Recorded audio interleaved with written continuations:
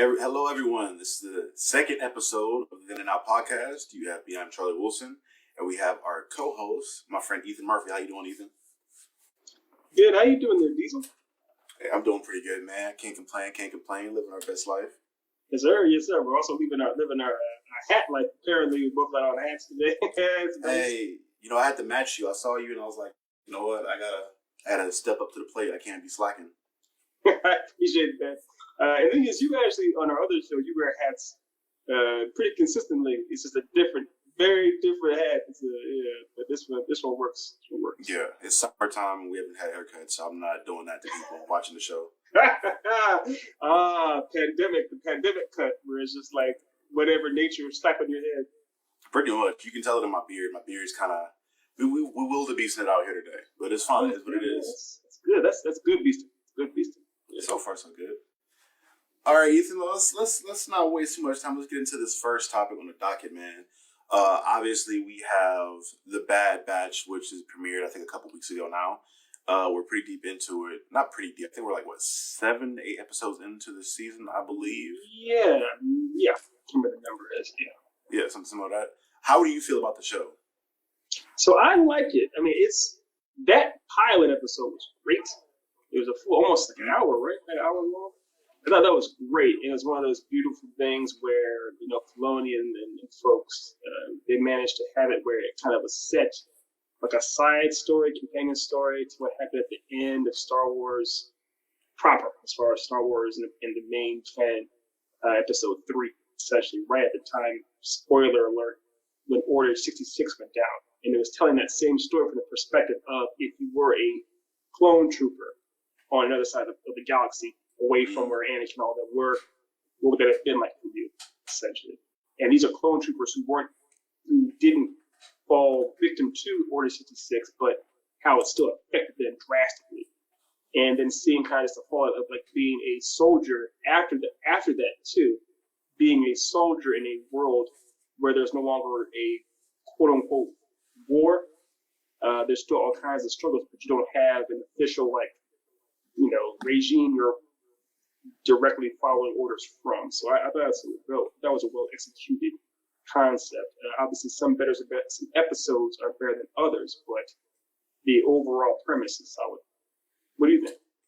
I've noticed like the past maybe like couple years with the last couple Star Wars projects that have been put out, they have been expounding upon the different perspectives of Order 66 as things go on. So you kind of see, obviously the original one where you just see a lot of the Jedi getting killed off. But as Filoni and Favreau put out more projects, they kind of show you more and more of what happened. And this was probably, in my opinion, the best one from the clone perspective, where you see, I guess, spoiler warning, you see in the first episode where the clones that have, I guess, defective, the issue is that they're genetic anomalies, so their chips don't really work with them, I believe, if I could be messing that whole thing up. But for whatever reason in their genetics, the chips don't work in their heads, or they were offline or something like that. So you see them like kind of look at the way the other clones are acting is kind of weird. Like, oh wow, we're just gonna kill our general like that for rip? Like, what's going on? And they're chasing Padawans, and so it's very interesting to me. I really enjoy the different perspective of this huge event that was such a big thing that people talked about in not sequels, but the original movies a lot. The original. Well, that's one thing. Yeah. I mean, so first and foremost, I love how, like you said, these clone troopers are the anomalies, and how these clones, the reason the chip doesn't affect them is because there was what they considered a deficiency of some kind, but that essentially protected them from becoming brainwashed or being controlled to do things against the Jedi. And they're called the Bad Batch, but they were not League 66, but they're like their number of their squad is like Squad 99. They're called Squad 99. So Squad 99 and any other troopers, clone troopers, they all kind of there's a little bit of they're not the most friendly with one another, so to speak. There's a little bit of there's always some conflict essentially. So it's interesting that they're in the end the ones who ended up being more favorable to the audience are the ones who are the biggest anomalies, the ones who are kind of seen as lesser than. I like that. And then two, I was going to ask you, what was your first, how did you first come to Star Wars? Because you're 20 years younger than me. Yeah, so this is very interesting to me. So I originally got into Star Wars with the prequels. Was my first introduction to it. My grandpa is obviously I'm not say obviously everybody would know. My grandpa's a huge Sam Jackson fan. So almost anything Sam Jackson's in, he's going to eat it up. And my grandpa already he's a big movie buff. That's where I probably get a lot of my movie love from, because my grandfather, he watches a lot of movies. And movies, Sam Jackson, Star Wars is a big franchise. He's like, why not? Sam Jackson, then I'm gonna give it a look. And I watched it with him, and I was like, man, this is dope. And obviously at the time, the prequels, they had a little bit better technology as far as special effects go. Sure. And it looked really dope to me. Then it was really visually appealing. So from there, I kind of went down around. I have a thing in my life I like to call my phases I go through. When I was growing up, I would watch something, a franchise or a character or something would catch my eye, and I would be a hardcore fan of that thing for a couple months to a year, where anything I would consume would be that thing. So for a whole year to multiple years, I was just Star Wars everything, Star Wars movies. I was reading the Vader books. I was reading a couple of books. I had bought a couple of comics. I think a little bit later, the games, the Force Unleashed game was a big thing for me. So I got really entrenched with it. And I was just watching it and taking all of that in at the time.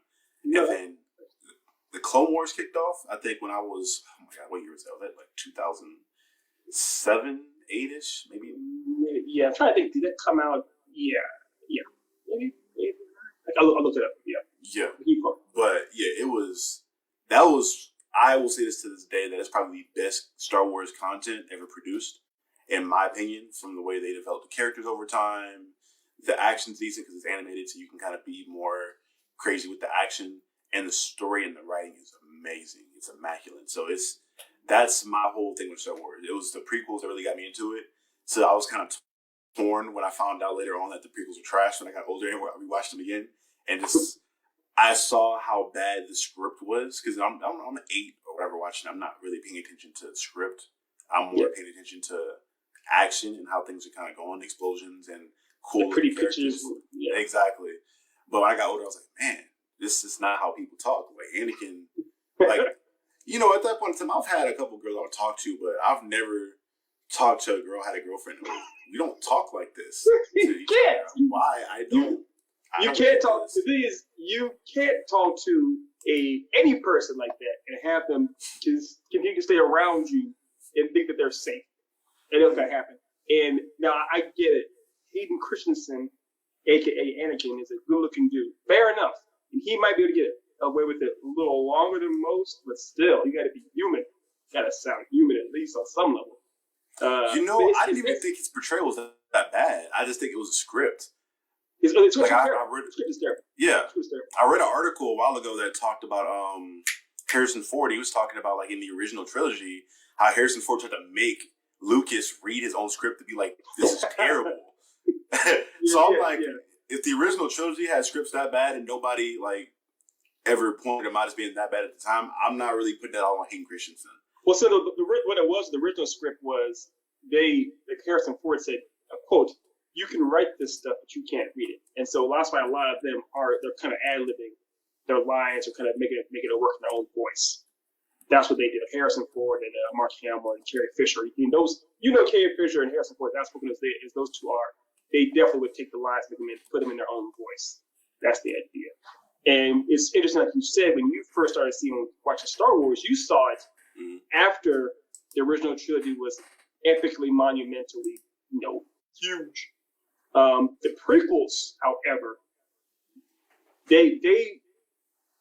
Lucas was kind of had so much Teflon armor on that no one, of course, wanted to question anything he wrote or did or said or anything. So, of course, when Hayden Christensen got the script, and he was a complete utter nobody, no offense, but he was nobody. He said, "Okay, of course, yes, sir. These are my lines. I'll read my lines." And I'm pretty sure, as Lucas has said, he is not really a people director. Mm-hmm. He can direct action scenes and that kind of stuff, but actually getting people on set to do what he wants them to do, not as much. Not so much. So, like you said, Hayden Christensen aside, that Anakin in the prequels is rough, and that script is rougher. Yeah. So, Ethan, what was your introduction? So were you brought up with the original trilogy, or did you catch on to stuff later on? Or? Yeah, more or less. So the original one came out in '77. Oh, by the way, the Clone Wars came out in 2008. That show. And so, how old were you in 2008? 8. You were an itty bitty boy. Okay. So I saw in 1977, of course, when the original Star Wars came out. I wasn't even born yet. I wasn't born until '81. Still old as dirt, but not that old as dirt. I had to watch the. I wasn't, of course, old enough to actually know what I was watching until like '84 or '5 or whatnot, and I actually saw them on TV, and that was it was little tiny box TV, and you had to kind of plan around when it would show on TV to watch it. Maybe a big huge event. The first one I actually remember watching was Return of the Jedi when I was small, like 5 or 6. And of course, that's the one that has the big, teddy bears running around, poking people with sticks and spears. And I loved it. This is fantastic fun. And also, it has the speeder bike scenes and stuff. And this is so cool. So that was my introduction to Star Wars with Episode 6, Return of the Jedi. I was 6 years old or so. So what was it about Star Wars that caught your attention? Was it a particular character that entranced you, or is it just the vibe of the sci-fi space type deal? What was it in particular that got you? It felt that it was funny because I'm sure you know this too already, Dev, is how Star Wars isn't actually as much a sci-fi movie or story as it is a fantasy. And I'm not sure about you, but I grew up getting all kinds of bedtime stories. And bedtime stories, 9 times out of 10, they're fantasy stories. And I recognized I was watching more or less a fantasy story that I had never, the likes of which I'd never encountered. This wasn't Puss in Boots tricking some witch. This wasn't Goldilocks eating porridge. This was, guys fighting with laser swords and bears fighting, Nazis in white Nike suits. So I was like, this is dope. I loved it. It was so cool, but at the same time, it felt familiar enough to me as a kid that I recognized that it was a giant fantasy.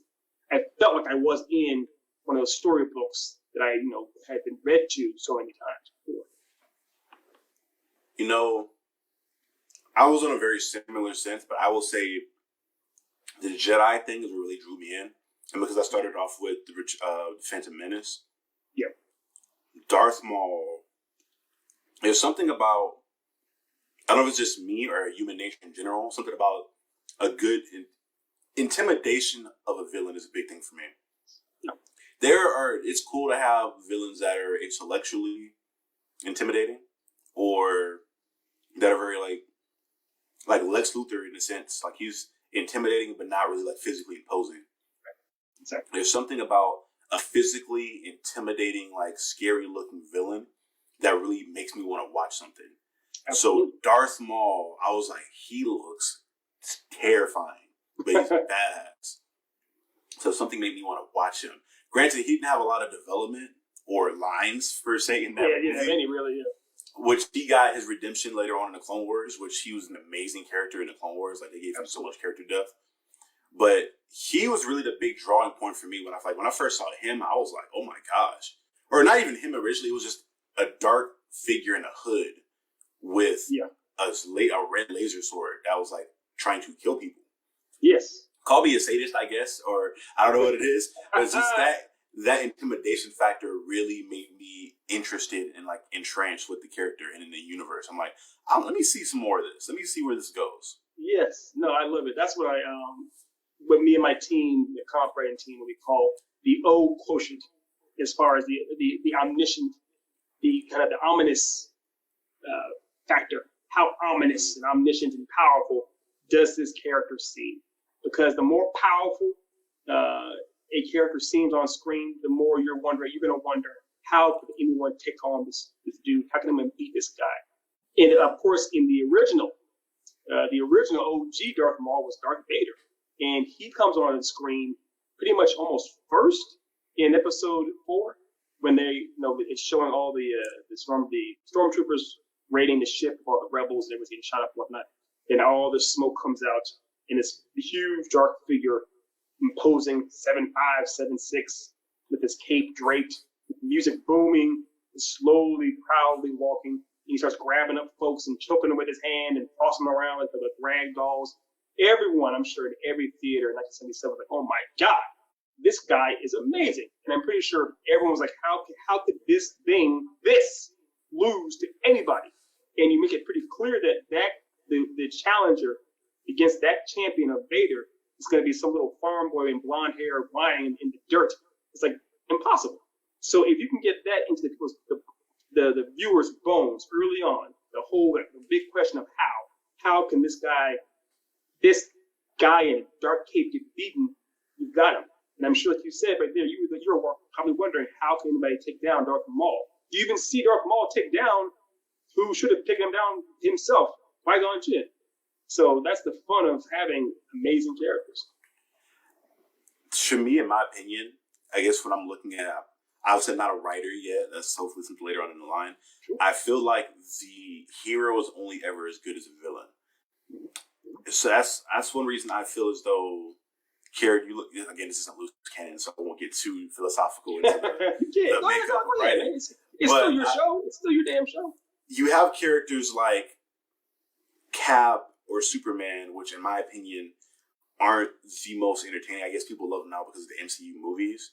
But if you look at, like, I don't think a lot of people realize, before the MCU movies came out, like, Cap was like not selling. Like, nobody liked that character per se. Nobody read his runs. A lot of those Marvel characters like Iron Man and things like that. But part of that to me was due to he didn't really have interesting villains. I feel like his villains were kind of a cliche, like the Red Skull was just a regular Nazi. But then you look at the better selling things like the Fantastic Four, the first family of Marvel, who is their villain? Dr. Doom, somebody who and everyone knows Doom. He's synonymous. He's evil, intellectual. He physically looks intimidating, like a dude in metal mask with green. Like, he looks imposing. And I feel like when you look at great heroes, their villains are what really define them per se. Yeah. So with Vader being this, so have you seen the end credit scene for Rogue One? Several times. Yeah. So that to me, because obviously in the movies they can't really show how strong Vader actually is, like his comic feats, because it's a movie and they don't have that big of a budget for him to pull Star Destroyers out the air, destroy Starlight Pits. Things he does in the video games, he can't do it. Comic books. But that scene really showed like how strong he. Because in the movies, obviously, it was the original trilogy. He was in huge prosthetics, so you can't move that fast. The special effects are kind of limited, so you can't toss people around. I mean, let's be blunt. This is the original films from 1977 to 1983 or so. This is before choreography was a big thing. David Prowse, the guy in his suit, he was really big and muscular, but he wasn't a martial artist. He wasn't a fight choreographer. It was very basic stuff. So it wasn't supposed to almost look like I had all the flair that we're used to now. I know that one of the things that Otis has mentioned before when it comes to the strengths of the prequels compared to the strengths or the weaknesses of the original trilogy is the fight scenes. The fight scenes in the prequels do look better than they do in the original. I'll give you that all day, every day. Part of that, I will say the fights and the music is a big, like John Williams' score in I will argue the prequel music and even if the new sequels now that came out with the new trilogy is better than the original one. Granted, the originals are a classic, like the Cantina Band and things like that. Sure. But I just think John Williams just had so much more run to make things so much more intricate. Like the Duel of Fates to me is the quintessential Star Wars song. Like, I can watch any fight with that in the background. It is. I think, yes, I agree. That is the best, especially fight music. That's Duel of the Fates is the greatest. Also, the fight with Obi-Wan, Qui-Gon versus Darth Maul. And I'm sure you know the actual reason why it's called Duel of the Fates is because the whole idea is, because I heard Dave Filoni explain this to people on a panel, the directors talking about Clone Wars. And George Lucas explained it to Dave Filoni, but the idea is it's called Duel of the Fates, Fates, because if Qui-Gon had put down Darth Maul, then Qui-Gon would have raised Anakin. And if Qui-Gon had raised Anakin, there wouldn't have been a Vader. However, because Darth Maul won, it changed Anakin's fate. That's why it's called Duel of Fates. As much as I know, I was not aware of that. That's crazy. Yeah, it's not one of those things that's put everywhere, but that's why it's called Duel of Fates. That's why it's meant to be. It's meant to be epic and tragic at the same time, because it literally is that one moment in time changed the entire, Star Wars galaxy essentially. That's crazy to me. That's wild. I remember me being in high school, me having all my nerd friends. We would literally play Duel of Fate. It's like a 2-hour, 8-hour loop. You could have it on, a speaker outside of me in the backyard, smacking each other with plastic lightsabers because it was just dope. Like we felt like this is maximum nerd me. I would do it with my little brother, and then I got to high school. I'm like, well, other people do this too. Okay, I'm not embarrassed now. Yeah. So we're in the backyard smacking each other senseless with plastic lightsabers with that music playing on the speaker. Good. At 11 o'clock at night. Yes. Great. I love it. So since I guess we're kind of near the end of our Star Wars segment, we can transition into more superhero media and our introductions into that, obviously. So I guess since I went first last time, Ethan, what was your introduction into superhero media? It could be Marvel, DC, anything, all the above. What was your introductions? Right on. So my actual original introduction was the '89 Batman film. It wasn't, even though I'm keen to comics and all that, my original was actually that movie, the '89 Batman film directed by Tim Burton. I know you weren't around back then, but you got to understand, brother, how overwhelmingly, monumentally, fantastically epical that movie was. It was in theaters for almost a year, something like that. And it was so big because nothing like that had ever come before. The only other superhero film that existed really before that was Superman. And there were a few Superman films, but they were very different, and they had a very different kind of campy feel. It's one from the 80s, right? Yes. The first one was the 70s, and there was other from the 80s. But this movie was just it broke the world. People couldn't get over how cool it was. Superman, when it came out, was the whole idea you believe a man can fly was kind of uplifting and fun and Americana. This was just cool. Batman was cool. The end. It had Prince on the sound. Prince on the soundtrack, man. It was like everyone was like, God. So couldn't get enough of it. I saw it in the theater once, tried it another time, but it was sold out with a family. And I loved it. And then right after that, about, a little less than a year or so after that, over a year, because I think the Batman the Animated Series came out 91, if not 91, maybe 90, but it was about a year after. Yeah. But that was it was that 1-2 punch. Batman the Animated Movie by Tim Burton in '89, and the Batman the Animated Series by Bruce Timm and Paul Dini and Ray McDuffie and Berkowitz and all of them. So that was my introduction. And I loved that kind of a complex character and that kind of complex world. You just mentioned the idea that a hero's only as good as his villains. This is the textbook epitome of that, as far as all the characters that Bob Kane and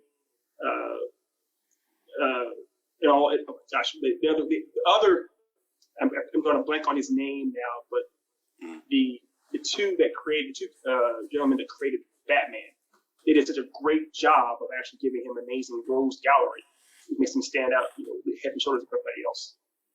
Oh, I think that's as great as Batman is. I think the best thing about Batman is his rogues gallery and how timeless it is, and I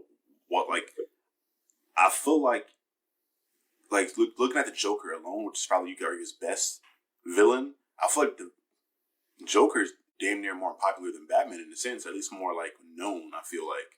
Kind of, yeah. He's more Bill Finger, by the way. That was the other name. Batman was created by Bob Kane and Bill Finger. Bill Finger is the guy who really wrote the stories. But yeah, you're absolutely right. There's nothing. There really can't be a more iconic villain out there than the Joker. Everyone. He's literally 2 different actors portrayed the Joker and got Oscars for their portrayals, and that's how amazing the guy is. If you do that role right, you get an Oscar. That's how it goes. I think that's the requirement now. Good Joker role, good Oscar. But what was your intro to the idea of superhero media? So my memory is kind of blurry in that time period, because in that time period, a couple things came out. You had the Sam Raimi Spider-Man movies that were a thing that were coming out. You had the original X-Men series that were coming out at that point in time. And then they still had the Justice League animated, like the DCAU thing going on. And I'm trying to remember what my first experience was. I want to assume it was Spider-Man due to the fact, growing up, my mom had my stepfather paint me and my little brother's room bright blue, like Spider-Man blue. And we had this huge Spider-Man fat head on the wall. And we had a Spider-Man themed room. So and it was a Raimi Spider-Man too. So I would assume, because me and my brother had this themed room and toys that were the Spider-Man, I would assume it was that first. Yeah. Obviously, I would say like my favorite thing growing up at that point in time were the animated universe, was the DCAU stuff. Yeah. Due to the fact it was like this hub that would connect you to all these different heroes, all these different stories. And that made me check out the Batman animated series, Superman animated series. I think the Flash didn't have his own. Green Lantern had his own later on. That was kind of It was pretty bad. Yeah, the one that was a CGI one. Yeah, it was. Yeah, that was very. At that point in time, well, that's the Green Lantern was a little later. But at that particular point in time, every show was like Marvel had a bunch of them, like the whole catalog. Like, She-Hulk got her own show at some point. Yeah. The Fantastic Four had theirs. I think the Silver Surfer. I'm like, you just cranking out cartoon shows that I think each ran for like a season. Exactly. At max, like maybe 8 to 10 episodes. Yeah. Because some of them were interesting. Like I remember the She-Hulk one being pretty interesting. Because they would always have characters like Blade or Ghost Rider pop up randomly through them. They love doing the cameos of other characters. Yeah. Mm-hmm. And part of the thing with the She-Hulk, because she's a lawyer too. Like, I mean, sometimes she had to defend these other characters in law for some reason. Yeah. She's a good connector. But yeah, once I got into that, again, you know how I am when I went through my phases. When I went through my superhero phase, that lasted a couple years because there were so many heroes for me to get involved in and so many characters for me to love at that point in time. Yeah, man, it was dope for me. I just loved superheroes. But again, what I loved more were the supervillains because the supervillains were intimidating to me at that point in time. Like, now it's not as scary because I'm obviously an adult, I'm a big boy now. But at that point in time, the what's that guy? Not Franco. The actor for Harry Osborn. I can't remember his name. James Franco. So William Dafoe was William Dafoe. Norman Osborn. Norman Osborn. Yeah. William Dafoe's Green Goblin was so scary to me. I don't know why. Really? Maybe it's just William Dafoe's voice in general that just was freaky to me. He can look weird. Yeah. His voice freaked me out. Like that one scene where they're on the rooftop and he like almost drugged Spider-Man, I think, where he's like sitting with them talking to him on a rooftop. Yeah. I'm like, dude, this dude's wild. This dude's demented. In my mind. I love our impressions of that scene. You as a kid, seeing that scene, it scared you. Me I was in college when I saw that scene. I was like, this looks comical. But I love it. Again, that's the whole difference of our perspectives. I love it. It freaked me out, man. I was scared of William Dafoe for a minute. I ain't gonna lie. I was terrified, but I'm like, I don't want to be in the same room with this guy.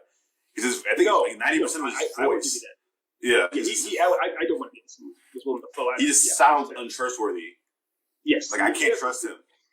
He sounds like someone that would offer you a rail of coke, and if you said no, he beat you up. If you said yes, he beat you up. You know, so there's I completely understand that. Oh man. That's not a safe person. I kind of want to stick with the theme because we're kind of on this now as far as the villains go. Obviously, the Marvel Cinematic Universe has been dominating superhero media for like a decade now, almost as long as I've been alive. Sure. And we've had a plethora of villains come in and out of the series. One thing, I don't know if you've had the same observation, but because personally with me, villains and intimidation factor is a big thing for me. So with all these villains, Marvel has a bad habit for me, where they will introduce this villain and give him a dope introduction. Ultron is the best example. Sure. Trailers and the first scene, Ultron was so freaky, terrifying. Like the voice actor did an amazing job for one. James Spader.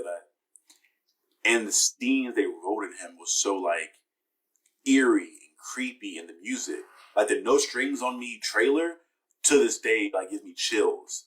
And how he was great that trailer. But near the end of the movie, they made him akin to a spoiled teenager, like a whiny kid. Yeah. And I guess I understand it in the sense of him like literally being an infant when you create him, and he's kind of like becoming an adult. But at the same time, I'm like, why couldn't he? That's the big. Long story short, long-winded answer. I say all that to say that Marvel has an issue with consistent intimidation factor of their villains. The villains become very comical and like comedic and unintimidating by the end of the movie. Another example, Dormammu is another example. Yeah. So I'll get your take on it first before I go into my long-winded thing. Because I have another thing to bring up. But what is your take on that? No, I see what you mean. I agree. For one thing, it's been talked about by everyone that the MCU villains have been their weakest area for forever. But we got to go back real quick. How the MCU has been around since 2008. You were born in 2000. That is astounding. That world has been around almost as long as you've been alive. That's just my God. I am old. You are young. That's all right. That's the point of the show. That's blew my brain in half there for a moment. But going back to the Ultron example, and also Ultron in the comic books, Ultron is a very intimidating entity. He's literally almost destroyed the world multiple times over, and he gives because he is a machine. He's binary. He only deals in absolutes, and he has no real soul. He's cold-blooded. The way they made the movie is he's very witty, and he has kind of the retorts, and he's comedic and everything else. He's an enjoyable, charming villain, but he's different than the actual comic version of him. And they may have overdosed a little of the charm to the point where by the end of the movie, you're not really intimidated by him. You're kind of like, oh, this is the wisecracking robot. This evil Iron Man. That's what it felt like. It's Iron Man's asshole brother in a way. Mm-hmm. That's kind of how it felt, as opposed to being afraid to be in the same continent with him. You're just like, well, here he is. Here's old Iron Man 2.0, the lesser version or something like that. And in the villains in general, though, like that's kind of the first. I don't know that any of the first MCU villain that I did find intimidating, that was legitimate, was Winter Soldier. Really? So when he showed up, he actually was. If you think about it, the way he actually is on the screen, he comes on the screen wearing a mask. You don't know who he is. True. He has his own theme music. That music was. Oh my gosh! It's dope. My bad. No. I mean, we're on the same page. It's dope music. He's literally like the Terminator. I mean, and not only that, his intro scene essentially is after you've seen Sam Jackson, your granddaddy's favorite, survive all kinds of waves of dudes in his super tanked up Suburban. This guy takes that tank down with one shot of his mega gun. Then he strolls up to it, and you see the fear in Sam Jackson's face. That's in wrestling terms. You know wrestling. That's what they call putting them over. When you introduce one character, and that character seems so powerful, and that character is able to do all kinds of different things, and then someone comes in and is able to get one over on that guy, you're putting him over. Where that new guy seems that much more intimidating. That's what they did with Winter Soldier. He scared Nick Fury, top dog.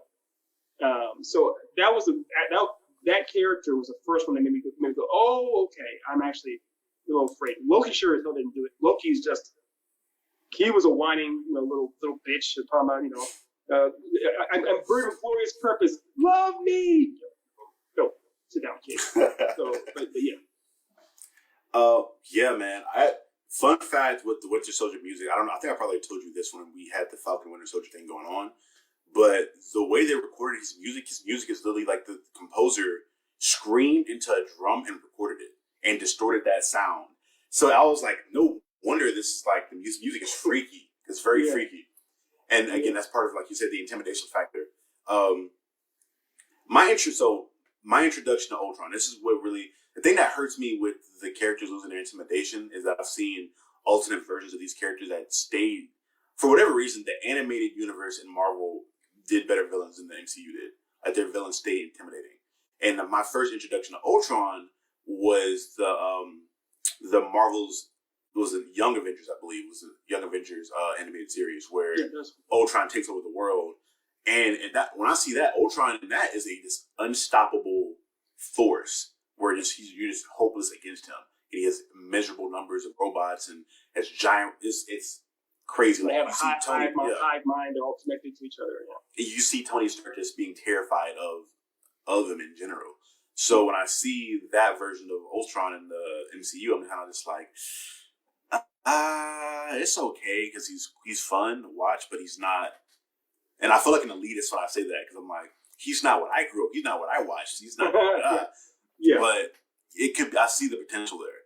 Right. And no, but that's real. I mean, that's the whole point, though, Dev, is stakes. You have to genuinely fear the daddy and never. We talked about that before with Darth Maul and Vader. You brought up the scene at the end of Rogue One, which is an amazing scene. That shows you just how horrifying Vader really, really is. Unless you are a well-trained Jedi with a lightsaber, you don't stand a chance in hell. You saw regular dudes screaming. You saw pee coming down their pants. They were out of their minds to play that guy, and they had every reason to be. That's what you want. If you can put that on the screen for your to actually get people to think, oh my God, our heroes are to go against that. Woo, buddy. And the trailer for Ultron, Age of Ultron, I know we keep on picking Ultron, but that trailer did portray that. It had the eerie music.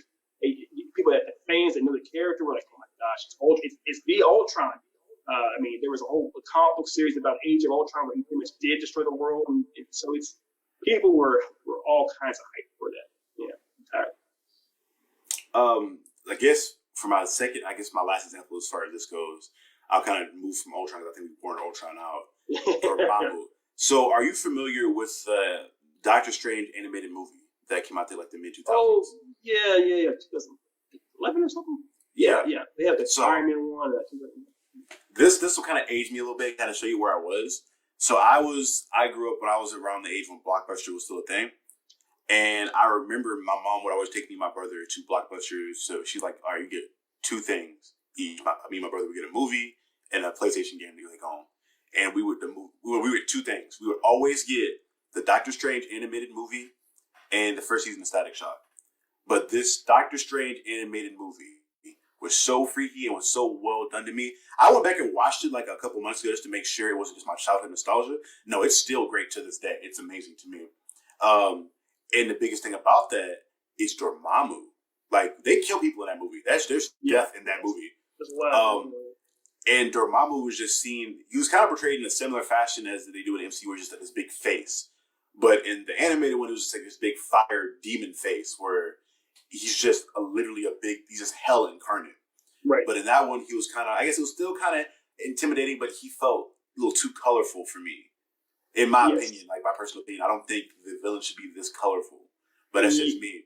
Yeah, I know what you mean. He was, in the MCU movie, he was almost like a Sauron, kind of like larger than life sun thing alone.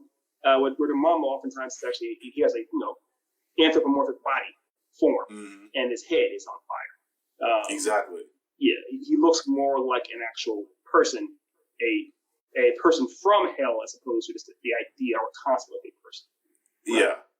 And the thing that killed me about in the Doctor Strange movie, the live action movie, you see how he was very intimidating at first, because you just see this big face and he's like, I'm absolute, I'm going to kill you, I'm going to do whatever I want. But then you get to where Doctor Strange is like messing with them with the time stone. So again, he gets whiny almost, where he's like, stop messing with me. And I'm like, oh my gosh, here we go again. I'm like, you can't find a way to defeat these villains without making these villains act like children. Like legitimate children. It's like, hey, stop doing that. Stop poking me. It's like, if I were to keep poking you and you tell me to stop touching you, that's what it felt like. And I'm just like, oh my gosh. And the only time they've been able to keep that consistent tone is Thanos, which it took them a decade to do, but they finally got it with Thanos. With him, even in his death, he was like, not really intimidating per se, but he didn't get whiny. He was defeated, but he wasn't whiny. He literally sat down in his chair and was like, okay, cool, you got me. There was no whining. There was no complaining. He watched as all of his minions literally turned to ash. He's like, okay, well done. You got me. Yeah. Both times. Both times. Both times. The first time he got his head lopped off, he said, okay, it's over. I would also say before that, Killmonger. Killmonger went out like a soldier too. Because T'Challa's like, I can try and help you or do something. He's like, nah, forget all that noise. I'd rather just be buried at sea. See, the thing with him, he was intimidating. He was too cool for me to be intimidating. Maybe it's just Michael B. Jordan, but he was too swagged out. And his story, you felt so much sympathy for his story that it was very hard for me to see him as like an intimidating villain versus just a cool villain. Where so and we can get into that. So the thing about Killmonger is that his ideas are not in and of themselves wrong. He's making a lot of sense. He's making so much sense that it does change the hero by the end of the story. The problem is some of the execution of it. The idea that he wants to go on, literally basically committing genocide on some level and becoming an arms dealer to everyone, trying to supply arms to everyone in the world to cause a revolution that would cost the lives of so many people. That can't happen. That's going to make things worse. So I definitely agree with you there. He's still very cool. He's a very cool, he's Michael B. Jordan. He's a cool ass cat. It's a lot to life of the guy. However, he is still the villain. He was done dirty by his the king, by T'Challa's father, T'Chaka. Really dirty, left an orphan. And I don't fault him for the person he becomes, but in the end, his methodology can't go unchecked. So he is still the villain. And when he went out like still on his principles. I want to go out my way. He didn't bitch out. He didn't complain. He didn't, say, how dare you? He was like, no, it's over. It's over. It's over. Ooh. Exactly. And that's basic acceptance. I mean, you can have villains that kind of fight back, but I feel like it should be out of desperation and not out of, again, whininess. It's just, that's me. The whining, you're not a fan of whining. I'm not. I hate it. I understand it if it's a childlike character. Like if you're looking at somebody like a Brightburn type deal where the character's a child and it's the character, or something similar to The Orphan. It's a horror movie. I don't know if you've seen that. Yeah, these are all actual kids. Yeah. These are people that are either children themselves or have the emotional intelligence of a child. So I'll understand that on that front. But when you're entity that's been around for thousands of years, or you're this 100-year-old tyrant, or you're this machine, why do you have the emotional intelligence of a child? I don't understand that. Right. But again, that's me being a elitist and a purist, and me consuming so much content. Like, again, another big phase I had growing up was the Harry Potter series. I was a big Harry Potter fan. And Voldemort, for a long time, was intimidating. Even I feel like he kind of wavered at the end. He kind of got he got a little too witty for me at the end. But for majority of the time they had Voldemort in that series, he was an intimidating presence. Right. So you've seen other franchises and other things do the villain the right way, the way the villain is written intimidatingly. Well, what you're also talking about, you're describing, ultimately, it sounds like it's consistency. Where the character seems consistent. You don't want, like, for example, Darth Vader. If in episode 6, if Darth Vader had been like, no, I don't want to die, Luke. No, don't do that to me, Luke. Don't cut my hand off. You're like, what the fuck is this? But that didn't happen. It stayed consistent. Even Darth Maul in episode 1, when he fights Obi-Wan and loses, he gets cut in half. Cut in half. He's like, oh, okay, falls back. That's it. You don't demean the character by making them, like you said, go white sex. So. No, I will sound like a hypocrite in saying this. I'll go back to Darth Maul since you brought him back up again. In the Clone Wars, in the end, where he didn't die because they brought him back, obviously. Oh, right. He's fighting Sidious. It works if you're introducing another villain to me, or you're doing like a change in tone of a character, where you take this force that's been seen as this big tough guy or this strong thing in a series for a long time, and make him almost sniff, like you make him almost. He doesn't add up to this new threat. Like at the end of that series, where he's like begging Sidious for his life, I find a big difference in like begging for your life versus you whining about you losing. I don't know. I sound very hypocritical when saying this, and I don't really know how to. There's a difference. There's a difference. But also, Darth Maul in the Clone Wars is clearly a different character almost from the episode 1, because he's not really a character in episode 1. He's a cool ass lightsaber. That's pretty much. He's a tool. Yeah. He's a tool. In the best possible way. But in the Clone Wars, he actually is a fully fleshed out character. And the relationship he had with Palpatine or Sidious, whatever, is very much like, oh, this is actually very much of a kind of an abandoned son or a desperate son trying to get father's approval. Kind of, I get that dynamic, so I see why he is acting the way he is. It's very much like that. And I feel like it works so well because you see through his entire appearance in the series where he's intimidating everyone else. He's scaring everyone else. So when the boogeyman's scared of something, what is that? Like how scary is that thing? Yes. Yes. And that's the difference between being scared and being whiny. There's another thing too. We all love Vegeta from Dragon Ball Z. Vegeta seemed to keep when I was your age in college watching Dragon Ball Z on Toonami. I felt like he was always whining about not being as good as Goku. And I realize now later on, and as I'm grown, it's different. It's a different kind of thing, but it felt akin to that kind of always watching Vegeta whine about not being as good as Goku or something like that, or monologuing about how he's not as good, or if he has some moment of goodness, he pontificate forever about how insanely dope he is. The Fuber is just like you need to check yourself, sir, check yourself, check your tone, keep it straight. And Zuko's the same way, whining about things. It's like, all right. Having all these whiny princes is a bit of a problem. So it's make sure you walk the line all right. We're not just hearing, the spoiled elitist, complain. And again, even with those characters, it makes more sense to me because these characters are children. Like Zuko's a literal child. I think he's like 12. At the beginning of that, he's like 16. Yeah. So even with Vegeta, like you grew up without I don't know, that's the whole thing, but I understand those characters a lot more. Moving into, I guess, our last topic, our second last topic, because I want to talk to you about something that you created for the last topic. Our last topic, which we're going to go into superhero game introductions. This is just a little fun thing I thought we could talk about because it was a big part of my gaming experience, obviously. We talked about it before, I think with Spider-Man 2 being like my first superhero game introduction. And I played so many more since then as far as like that, the Incredible Hulk video. Most of my video game experiences early on were like the Marvel movie games. It's like Fantastic Four, Spider-Man, Hulk. And this was a PS2. PS2s. Right? All PS2, yeah. You're on PS2 as well. It's a very different thing. Yeah, very different. Exactly. So what do you think was your superhero game introduction, per se? Well, I already knew that. Yeah, I knew that with my hand. The first superhero video game I played also was Batman. Batman 1980. It was based off 1989 Batman by Tim Burton on Nintendo. And it was like the first superhero game that actually was cool. This is actually fun. You can actually play it. It makes sense. It was by, Konami? I think it was Konami. And Batman could slide up and down the walls. He looked purple as opposed to black, but it still worked. It was fun. It was pretty hard. It was very hard, actually. But it worked.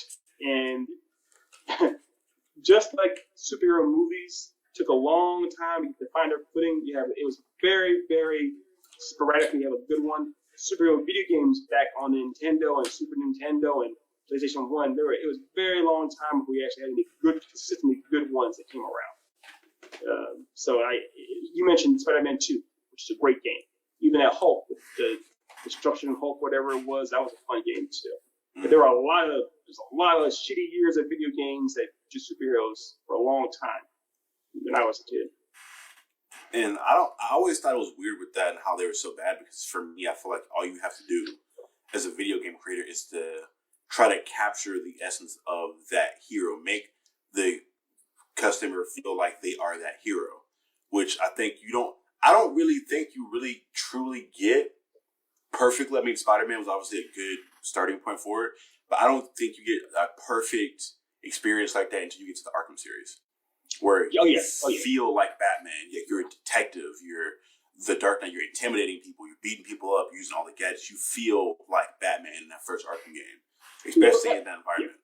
That first Arkham game is pretty much perfect. I mean, they crushed it at the park with that game, and that set the tone for everything. What was it? 2009 it came out, right? No, I'm made it later. It came out. 11. It came out the year I think after The Dark Knight came out. Mm-hmm. So maybe 2009 or so. Well, even then, The Dark Knight it was Batman Begins had its own game. Did you play that game? No, that game wasn't. That was a different game. That was not by Treyarch. So it was or that was by Rocksteady did Batman Arkham Asylum. Yeah. Yeah. I didn't play the Batman Begins game. Was the Batman Begins game good? You know what?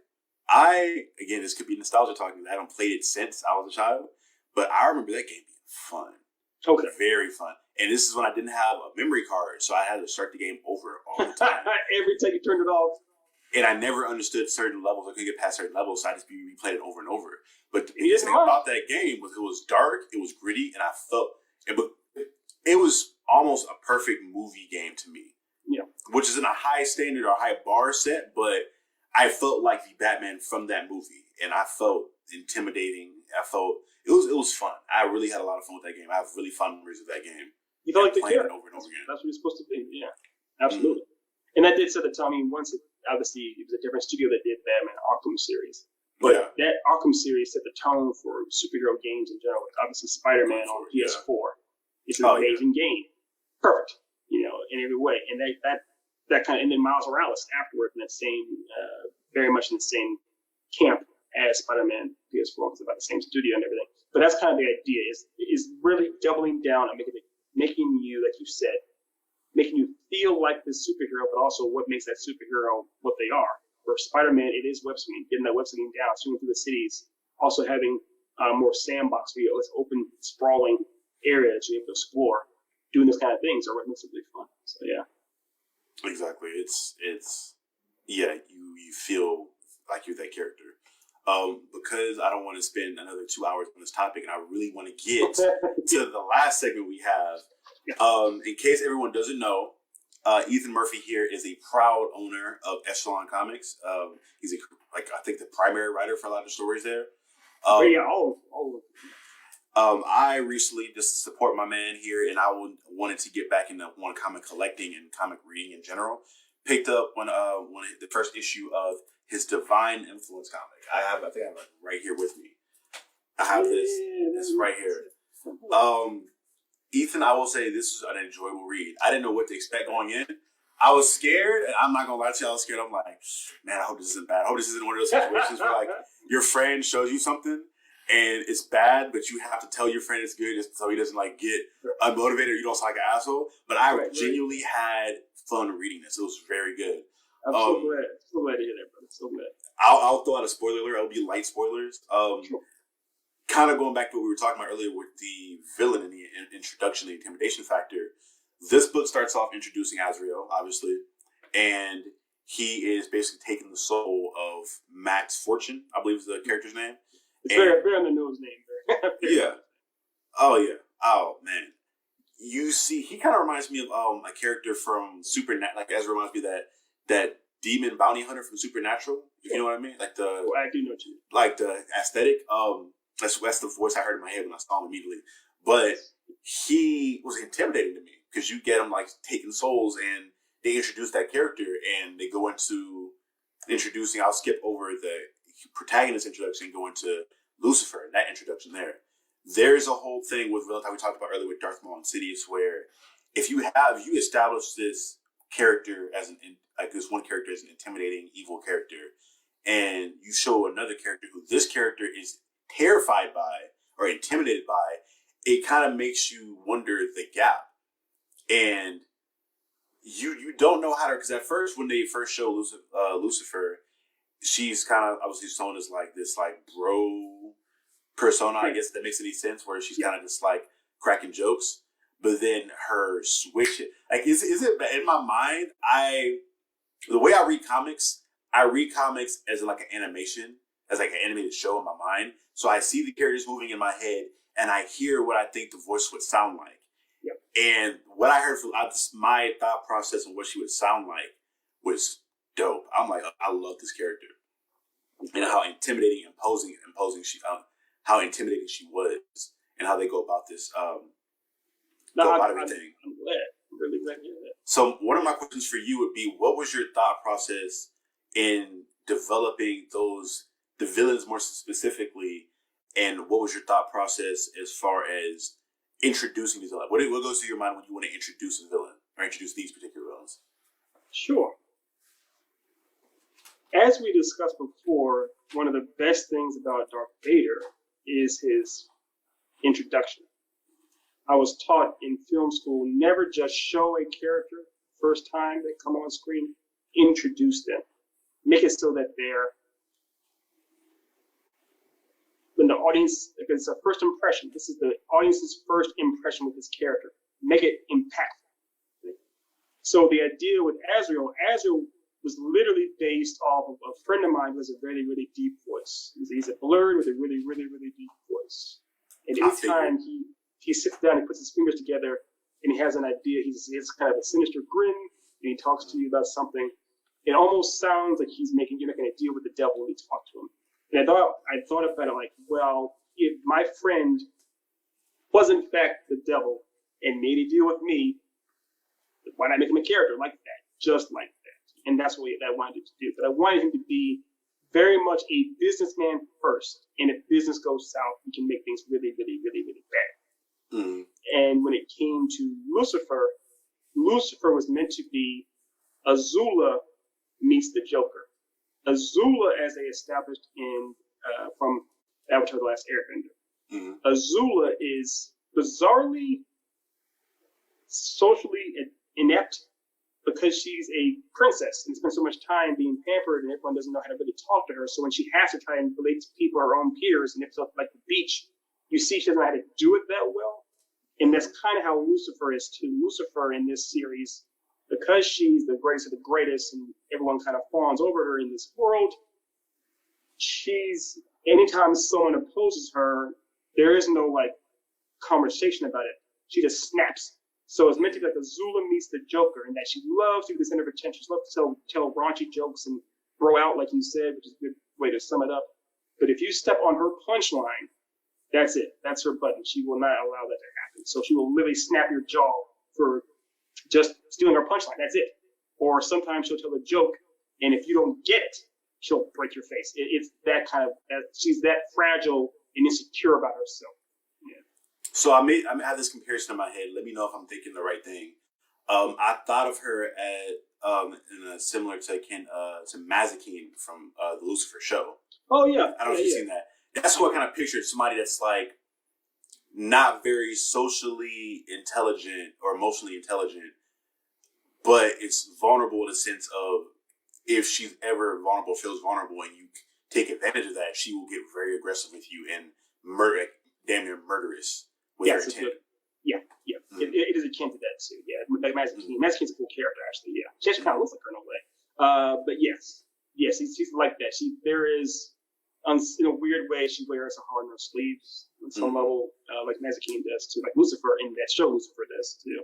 So that's kind of how she is. Is that that oftentimes the tougher you try to look on the outside, the softer you are, the weaker you actually might be.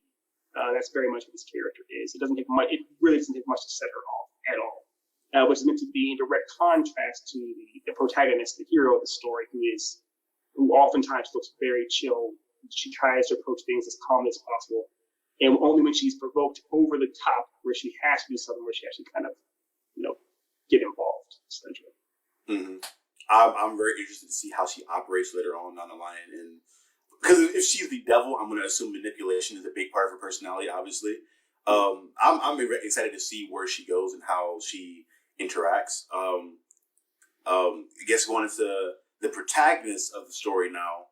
Let me know if I'm pronouncing your name right. Cytherea? Is that how you pronounce her name? Oh, close. So Cytherea. Cytherea. She reminds me of a lot of characters I've seen before in the sense of she was very noble, very prideful, and because she doesn't have a purpose now, she doesn't really know what her purpose is. She kind of just floating about and just doing things to do them. So it was very interesting to see that, and because initially in my mind I thought it was going to be a situation where Lucifer is just this being that was far beyond her that she would have to work her way up to. But it was really interesting to see that they have some kind of relationship and dynamic going on. So you get to kind of see how I'm excited to see them interact for the first time and see how that goes about. Which I thought happened the way you guys cut a certain transition of scenes where she kind of opens the door, but she's speaking to to Enoch instead of her. I was like, oh, it's about to go down. I'm like, oh, this is bullshit. Here it is.